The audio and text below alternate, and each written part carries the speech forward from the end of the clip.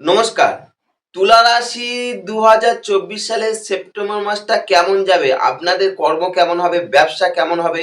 আপনারা কিরকম স্বাস্থ্যের অধিকারী হবেন? বা যারা প্রেম করছে তাদের কেমন হবে? যারা পড়াশোনার সঙ্গে যুক্ত আছে, এডুকেশন সেক্টরের সঙ্গে যুক্ত আছে তারা কেমন ফল পাবে? মানে বা আমরা বিবাহিত জীবন কেমন যাবে? ডিটেইলস আলোচনা করব এই ভিডিওর মধ্যে। তাই অনুগ্রহ করে বলছি যে আপনারা পুরো ভিডিওটা দেখুন। দেখলে 100% আপনি উপকৃত হবেন। এবং আমি গ্রহদের অবস্থান ধরে দেখাবো। এবং সেই অনুযায়ী আপনি এই ফলটা পাচ্ছেন সেটাও আমি আলোচনা করব। শুধু মুখে ফাও বকে যাব না, 100% আমরা মিলবে, 100% মিলবে। প্রথমত বলি, এই রাশি যে সাপেক্ষে যে গ্রহদের কোথাও পরিবর্তন হচ্ছে সেটা দেখুন। দেখে তারপরে বিচার করব যে আপনাদের এই গ্রহগুলো এখানে পরিবর্তন হয়েছে, তার ফলে এই ফলটা পাচ্ছেন। আগে দেখুন আপনার গ্রহদের অবস্থান কোথায় বলছে।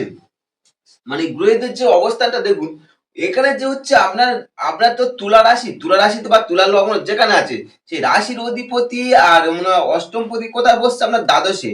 শুক্র আপনার দ্বাদশে বসে আছে, পুরো মাস জুড়ে থাকবে না। এই দ্বাদশ থেকে ঘর শিফট করবে 18ই সেপ্টেম্বর, কন্যা থেকে তুলায় প্রবেশ করবে। অর্থাৎ কি 18 সেপ্টেম্বর কন্যা থেকে আপনার তুলা অর্থাৎ আমার নিজের ঘরে প্রবেশ করবে 18ই সেপ্টেম্বরে। এখন মাসের শুরুতে আপনার এই রাশির অধিপতি বা বলুন লগ্নপতি যাই বলুন, যেখান থেকে আপনি বিচার করুন সে আপনার দ্বাদশে অবস্থান করছে। এখান থেকে আপনার এই কন্যা থেকে তুলায় প্রবেশ করবে 18ই সেপ্টেম্বর, কন্যা থেকে তুলায় প্রবেশ করছে শুক্র। চলে আসুন পরবর্তী গ্রহ কি হচ্ছে? আমরা মঙ্গল। মঙ্গল হচ্ছে কি দ্বিতীয় পতি সপ্তম পতি। দ্বিতীয় পতি সপ্তম পতি সে মঙ্গল কোথায়? আমরা ভাগ্যস্থানে বসে আছে। মঙ্গল কোথায় বসে আছে? আমরা ভাগ্যস্থানে। ভাগ্যস্থানে মঙ্গল কিন্তু খুব শুভ ফল দান করে, খুবই শুভ ফল দেয় এই ভাগ্যস্থানে মঙ্গল। দ্বিতীয় পতি সপ্তম পতি আমরা নবমে খুব শুভ ফল দিচ্ছে। চলে আসুন পরবর্তী গ্রহ কি হচ্ছে? আমার বৃহস্পতি।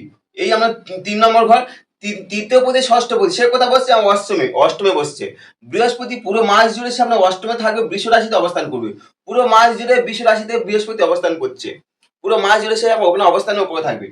চলে আসুন পরবর্তী গ্রহকে শনি। শনি হচ্ছে কি আপনার চতুর্থ পতি পঞ্চম পতি, মানে রাজ্যকারী গ্রহ বলা হয়। কারণ কি শুক্রের ঘরে শনি উচ্চস্থ হয় এবং শনি হচ্ছে চতুর্থ পতি পঞ্চম পতি। সে হচ্ছে আপনার পঞ্চমে বসে আছে, বক্রী হয়ে বসে আছে। পঞ্চমে বক্রী হয়ে বসে আছে। এই শনি পঞ্চমে বক্রী কি ফল দেয় সেটাও আলোচনা করবো, পরপর স্টেপ ওয়াইজ আলোচনা করবো। আমরা রাশি সাপেক্ষে রাহু হচ্ছে ষষ্ঠে বসে আছে, পুরো মাস জুড়ে সে রাহু আপনার মীন রাশিতে ষষ্ঠ হয়ে থাকবে। এবার হচ্ছে আমরা কি আসছে হচ্ছে বুধ। কারণ যেহেতু আমরা এটা হচ্ছে মঙ্গল আলোচনা করেছি, মঙ্গল আমরা নবমে বসে আছে, বৃহস্পতি আপনার বসে আছে অষ্টমে, শুক্র বসে আছে আপনার মানে কি রীতিমতো দ্বাদশে। রাশির অধিপতি অষ্টম পতি দ্বাদশে বসে আছে। পরবর্তী কে বুধ। বুধকে আমরা ভাগ্যপতি। এখানে আমরা বিচার করতে পারি আমরা আমরা ভাগ্যস্থানে 1 2 3 4 5 6 7 8 9 এই বুধ হচ্ছে ভাগ্যপতি। এই বুধ ভাগ্যপতি কোথায় বসে আছে? মাসের শুরুতে আমরা কর্কট রাশিতে। মানে কি আমরা মানে কি ভাগ্যপতি কর্মস্থানে বসে আছে, খুবই শুভ। বলছে 4ই সেপ্টেম্বর কর্কট থেকে সিংহে প্রবেশ করবে। 4 সেপ্টেম্বর এই কর্কট থেকে সিংহে প্রবেশ করবে। যখন সিংহে প্রবেশ করবে তখন রবি যেহেতু ওখানে থাকছে, তাহলে ওখানে থেকে বুধাদিত্য যোগ তৈরি হচ্ছে। বুধাদিত্য যোগ তৈরি হবে, বিশেষ করে সিংহ যখন প্রবেশ করবে, বুধ যখন রবির ঘরে প্রবেশ করছে। এবং 4 সেপ্টেম্বর পর থেকে মানে কি কর্কট থেকে সিংহে যাচ্ছে, দশম থেকে একাদশে যাচ্ছে। আবার বলছে 23শে সেপ্টেম্বর সিংহ থেকে কন্যা চলে আসবে। এই সিংহ থেকে কন্যায় প্রবেশ করবে, অর্থাৎ আপনার দ্বাদশে চলে যাবে। ভাগ্যপতি আপনার দ্বাদশে যাবে, কিন্তু নিজের ঘরে থাকার জন্য অতটা অশুভত্ব দেবে না। 23শে সেপ্টেম্বর সিংহ থেকে কন্যা। আর এবার বলছে এরপরে কি কোন বলছে রবি। রবি বলছে কত তারিখ প্রবেশ করছে? 16 তারিখে। এখন মাসের শুরুতে থাকছে সিংহ রাশি, নিজের ঘরে থাকছে, খুবই শুভ।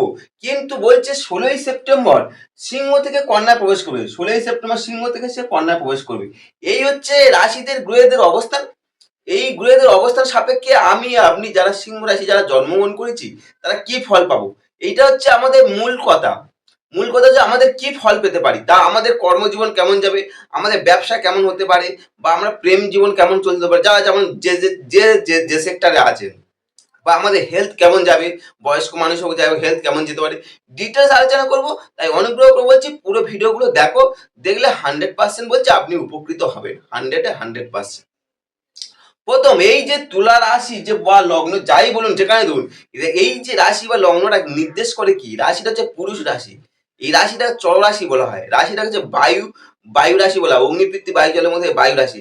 রাশিটা দ্বিপদ রাশি বলা হয়। রাশিটা হচ্ছে সমোদয়। রাশিটা হচ্ছে পশ্চিম দিকের অধিপতি। রাশিটা হচ্ছে বিষম জাতি। এর প্রতীক হচ্ছে কি দাঁড়িপাল্লা। প্রতীক হচ্ছে দাঁড়িপাল্লা। নক্ষত্র কি? 3টে নক্ষত্র অবস্থান করে, চিত্রা, স্বাতী আর বিশাখা। এই 3টে নক্ষত্র এই রাশিতে অবস্থান করে। কালপুরুষ যে আছে, কালপুরুষের কোমর ও মূত্রস্থলী ও যন্ত্রাদিহ বা এবং ত্বক পড়ছে এই শরীরের এই অংশগুলোর মধ্যে পড়ে। এই রাশি, এই যে রাশি হচ্ছে কি বলুন তো, এই যে আমি যে তুলা রাশি, তুলা রাশি এখানে কিন্তু শনি কিন্তু উচ্চস্থ হয়। এক্সালটেশন, আমি গ্রহদেরকে কোথাও উচ্চস্থ হয় নিচস্থ হয় দিয়েছি, আপনারা দেখতে পারেন। শনি এই ঘরে উচ্চস্থ হয়, এখানে শুক্র তার নিজের মূল ত্রিকোণ স্থান, আবার রবির এখানে নিচ স্থান।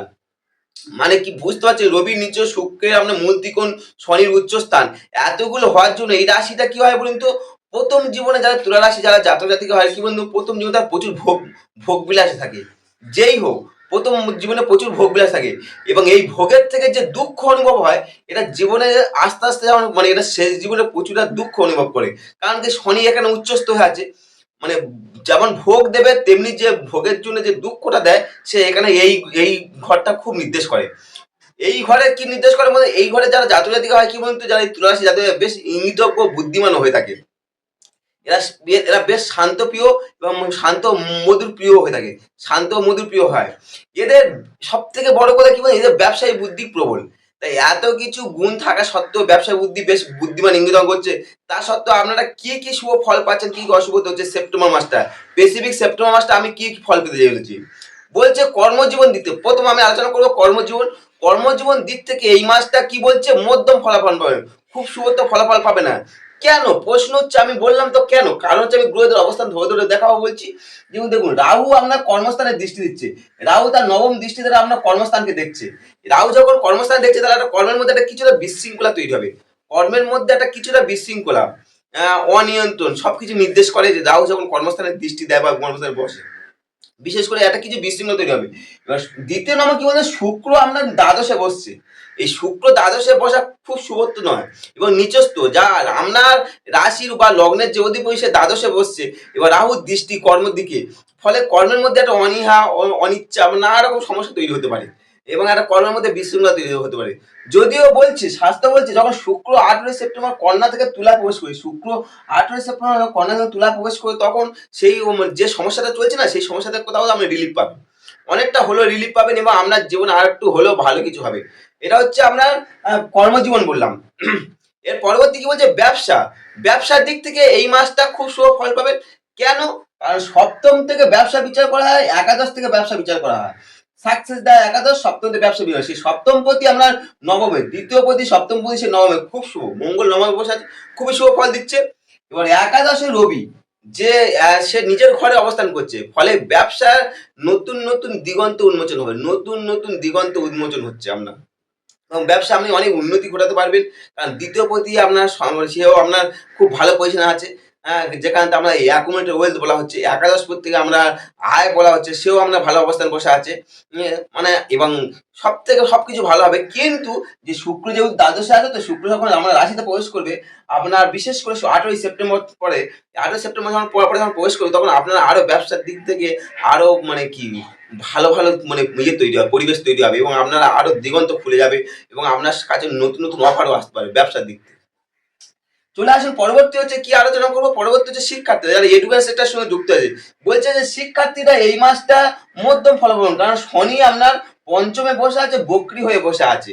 এই শনি পঞ্চমে বক্রী হয়ে থাকার জন্য মানে একটু মধ্যম মানে ফলাফল পাবেন। তারপর দ্বিতীয় হচ্ছে আপনার রাশির অধিপতি, সে আপনার বসছে কোথায়, আপনার দ্বাদশে বসছে। এবং বুধ বলছে, বুধ তো আপনার মানে বুদ্ধির কারক, যদিও আপনার রবি বুধের কম্বিনেশন, যা আমরা বুদ্ধির খেয়ে, বিশেষ করে একাদশে বুধ তো মানে বইয়ে তো যোগ তৈরি হচ্ছে, যার ফলে বুদ্ধির জোরে আপনি এই সময় অনেক কিছু করবেন ঠিকই, কিন্তু একটু হলেও সমস্যা তৈরি হবে। বিশেষ করে বুধ যখন আমরা দ্বাদশে চলে গেলে, ভাগ্য বিশেষ করে দ্বাদশে গেলে, দ্বাদশপতি হোক কিন্তু দ্বাদশে গেলে একটু হলেও ভাগ্যের বিড়ম্বনা তৈরি করে মাসের শেষার দিন। তা একটু হলেও আমরা কর্মজীব যারা যারা পড়াশোনার সেক্টরের সঙ্গে যুক্ত আছে, এডুকেশন সেক্টরের সঙ্গে যুক্ত আছে, একটু হাড়ি পরিশ্রম করে অবশ্যই আপনি সফলতা হবে, সফলতা হবেন হবে হবে। তবে আমরা শুক্র যখন রাশিতে প্রবেশ করলে অনেকটা নেগেটিভ কেটে পজিটিভ তৈরি হবে, অনেকটা নেগেটিভ কেটে পজিটিভ তৈরি আসবে। চলে আসুন প্রেম। এই যে আপনার প্রেম জীবনটা, প্রেম বলছে কি, আপনার পঞ্চম থেকে প্রেম বিচার সে আপনার মানে বক্রী হয়ে আপনার পঞ্চমে বসে আছে, সপ্তম থেকে দাম্পত্য সে আপনার নবম বসে আছে, একাদশ থেকে বিচার হয়। রাশি অধিপতি পড়বে আমরা দ্বাদশ স্থানে ঠিকই, কিন্তু মঙ্গল যেহেতু আমরা শুভ স্থানে থাকার জন্য, বা একাদশ প্রতি একাদশ স্থানে, মানে এই সময় প্রেম জীবন খুব শুভ হবে, শুভ হবে। সবথেকে বড় কথা, আপনার যা অপোজিট সেক্সের যেই আছে, সে ছেলে হলে বা মেয়ে, বা মেয়ে হলে ছেলে, মানে আপনাকে বেশি প্রায়োরিটি দেবে, বেশি প্রায়োরিটি দেবে এই সময়টা। কারণ কি, সপ্তমপতি আপনার উপর দৃষ্টিতে বসে আছে।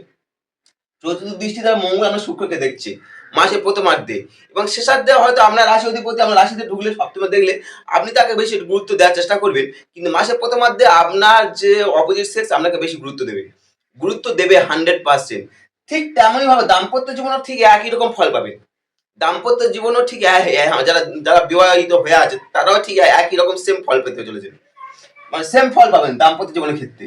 কারণ সপ্তম পতি আপনার সেই একই অবস্থানে থাকার জন্য সেই দাম্পত্য জীবনে একই ফল পেতে চলেছেন। চলে আসলে স্বাস্থ্য। স্বাস্থ্য হেলথ নিয়ে কি চিন্তা করছেন? দেখুন, হেলথে একটু সমস্যা হবে, কারণ রাহু ষষ্ঠে বসে আছে, অষ্টমে আপনার বৃহস্পতি, শুক্র আপনার দ্বাদশে কেতুর সঙ্গে বসে আছে, মানে একটু হেলথের সমস্যা আসবে। হেলথ নিয়ে একটু আপনি চাপে থাকবেন।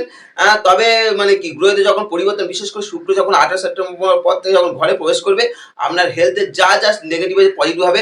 এই সময়টা আপনার যদি কিছু হয়, এই 28 সেপ্টেম্বর পর্যন্ত সঙ্গে সঙ্গে আমি ডাক্তারের ট্রিটমেন্ট করান। পারলে একটু ব্যায়াম বা প্রাণায়াম করতে পারেন, কারণ আমার যত লগ্নপতিকে স্ট্রং করবে বা বা রাশিপতিকে স্ট্রং করবে, তত আপনার জীবনে সবকিছু ফল পাবেন। কারণ এই সময়টা, এই 28 সেপ্টেম্বর পর্যন্ত একটু হলে সমস্যা বেশি তৈরি হচ্ছে স্বাস্থ্য নিয়ে। আচ্ছা, আর্থিক দিক থেকে এই মাসটা খুব শুভ ফল পাবেন। কেন বলছি?